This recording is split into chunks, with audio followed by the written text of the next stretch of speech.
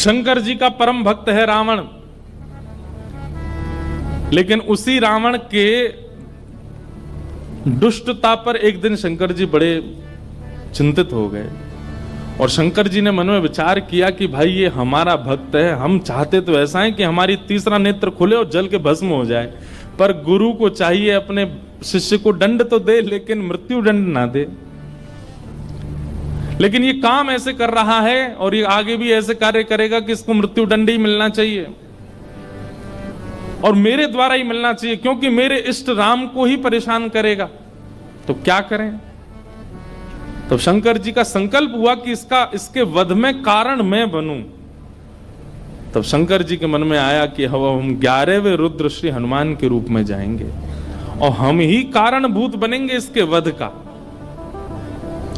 और एक पंथ दो काज होंगे, रावण का वध भी हो जाएगा और मेरे इष्ट श्री राम जी की मैं भक्ति भी करूंगा, सेवा भी करूंगा, उनसे प्रेम भी करूंगा। अभी तो मैं शिव स्वरूप में हूं, मुझे ईश्वर तत्व माना जाता है और मैं ईश्वर तत्व हूं भी। इस कारण से कई बार ऐसा होता है बंधुओं कि अगर शिव जी को राम जी का भक्त बता दो, शैव बड़े नाराज हो जाते हैं, हमारे शंकर जी बड़े हैं, आप उनको राम भक्त क्यों कह रहे हो।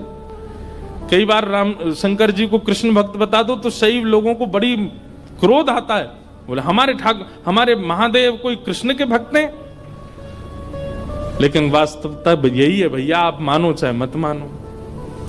आप मंदिर में जाकर के ओम नमः शिवाय कहते हैं महादेव के आगे, उनको प्रसन्नता होती होगी, लेकिन आप मंदिर में जाकर के राम राम राम राम कहते हैं तो महादेव अत्यंत प्रसन्न हो जाते हैं।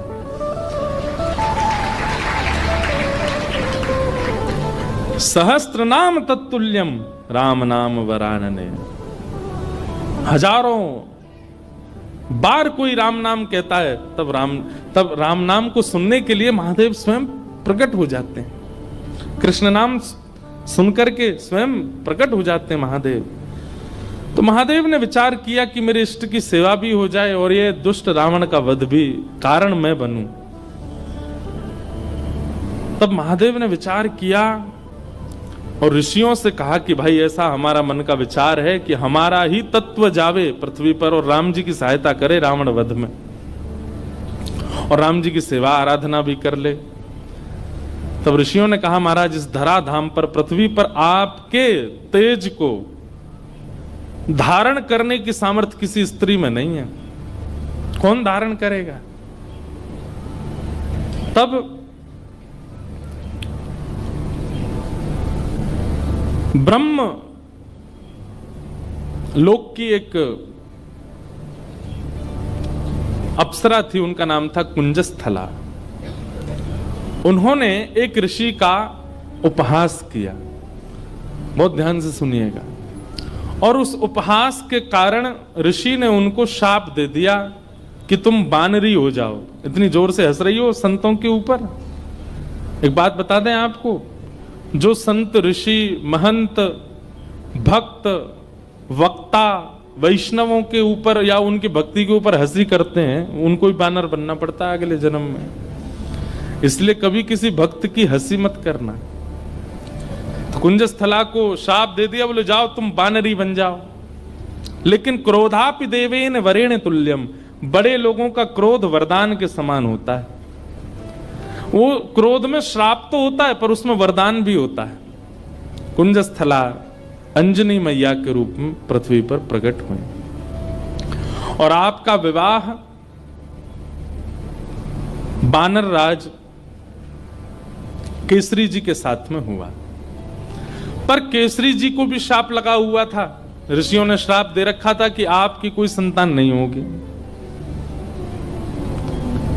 कैसे संभव हो। और तभी महादेव ने मन बनाया कि भाई हमारा अंश स्वरूप पृथ्वी पर आवे। तो महादेव की नित्य आराधना करती थी अंजनी मैया।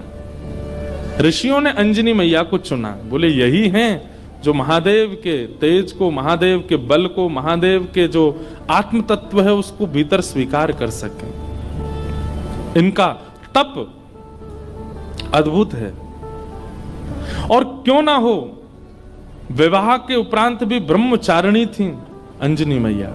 बहुत ध्यान से सुनिएगा। एक दिन पर्वत पर बैठ करके अंजनी मैया महादेव की उपासना कर रही थी, तभी उनको स्पर्श का अनुभव हुआ। तुरंत अंजनी मैया ने नेत्र खोल करके कहा, मैं शाप दे दूंगी, कौन है, मेरा स्पर्श करने की हिम्मत किसने की?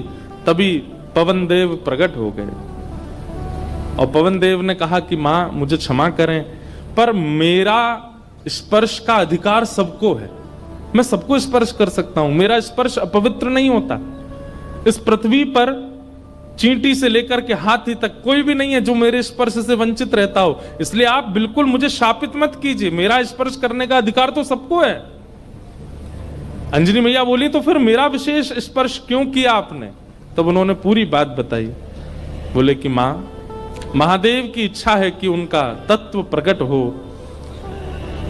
मोहिनी रूप को देख करके महादेव इतने प्रसन्न हो गए कि प्रेमाश्रु के साथ उनका समस्त बल पृथ्वी पर झरने लगा, जिसके रूप में पृथ्वी पर विविध रत्न प्रकट हो गए, हीरे, सोने, चांदी, ये सब महादेव के प्रेमाश्रु से प्रकट हुए हैं। और उन्हीं प्रेमाश्रुओं को कई ऋषियों ने अपने अपने प्रेम पुटों में धारण किया। उन्हीं में से एक बिंदु मुझे प्राप्त हुआ और मुझे ऋषियों की आज्ञा हुई कि मैं आपके अंदर उसको व्यवस्थित कर दूं, ताकि महादेव का जो 11वां रुद्र स्वरूप है वो आपसे प्रकट हो। इसलिए मैंने आपके स्पर्श करके आपके करण पुट से महादेव का वह योग बल आपके भीतर व्यवस्थित किया है। अब आप जल्दी ही एक दिव्य भक्त, दिव्य बलवंत और दिव्य श्रेष्ठ बालक को जन्म देंगे। कितने पिताजी हनुमान जी के? पवन पुत्र, शंकर सुवन और केसरी नंदन। पवन देव के वे पुत्र हैं। हनुमान जी के शंकर, अब यहां पर ऋषियों का, संतों का शंकर स्वयं केसरी नंदन, शंकर स्वयं ही आए हैं और शंकर सुवन यानी कि उनके पुत्र हैं। किसी का भाव ऐसा भी है कि भाई स्वयं शंकर जी के पुत्र कैसे हो सकते हैं, स्वयं शंकर जी आए तो इसलिए शंकर स्वयं केसरी नंदन। अब जो भी बात हो, इसका विवाद तो बड़े लोग ही करते रहे, हम तो बालक हैं, हम तो जैसा मिले गाते रहेंगे, आनंद करें सब। 3 पिताजी हैं।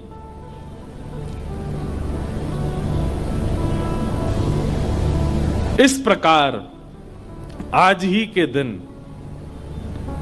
अंजनी मैया के दिव्य कोख से दिव्य तेज प्रकट हुआ और पृथ्वी पर प्रकट हुए इस पृथ्वी के रक्षक, भक्तों के रक्षक, दानवों का दलन करने वाले प्रभु श्री राम के अनन्य भक्त पवन पुत्र श्री हनुमान जी महाराज की जय हो, जय हो, जय हो। श्री हनुमान जी का प्रादुर्भाव हुआ, तीनों लोकों में डुमडुमियां बजने लगी, देवता सब आनंदित हो गए, सब सुरक्षित अनुभव करने लगे। क्यों? बोले अब हमारी रक्षा करने वाले आ गए। श्री हनुमान जी महाराज का प्रादुर्भाव हुआ। देवताओं ने आकर के सबने उनको बल प्रदान किया, किसी ने बल प्रदान किया, किसी ने गदा प्रदान की, किसी ने बुद्धि प्रदान की, किसी ने मेधावी। इस प्रकार से सब देवताओं ने आकर के हनुमान जी महाराज को दिव्य दिव्य तेज प्रदान किया।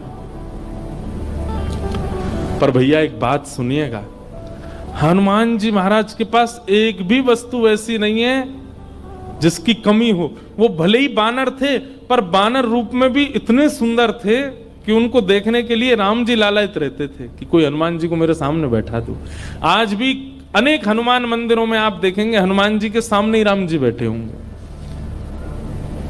प्रियतम को सामने बैठाया जाता है, भले ही भक्त हैं हनुमान जी, लेकिन राम जी को उनका दर्शन इतना अच्छा लगता है, पूरा विश्व राम जी को देखता है, पर राम जी हनुमान जी को देखते हैं। और इस सुंदरता का कारण क्या है कि हनुमान जी में इतनी योग्यताएं हैं, पर सारी योग्यताएं भक्ति से ढकी हुई हैं। हम लोग कैसे हैं?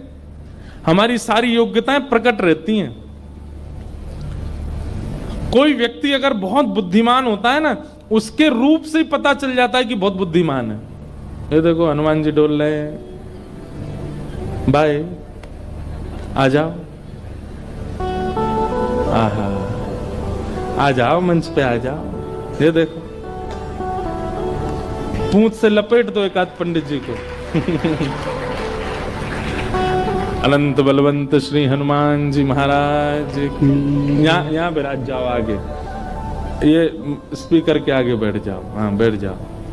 हनुमान जी बेचारे दांत नहीं है इनके, बैठ जाओ। खड़े रहोगे थक जाओगे। हे हनुमान जी बैठ जाओ, पूंछ संभाल के, गदा नीचे धर दो।